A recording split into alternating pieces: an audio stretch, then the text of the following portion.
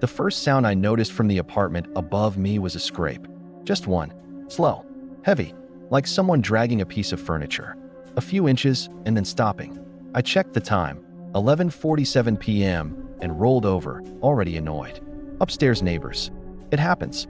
The sound came back the next night. Then the next. Never during the day.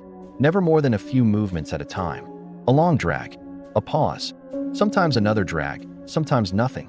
No footsteps. No voices. Just the sound of weight. Being moved carefully across hardwood. What bothered me wasn't how loud it was. It was that it always stopped the moment I focused on it. Over the next few weeks, the sounds changed. They weren't random anymore. The dragging doubled back on itself.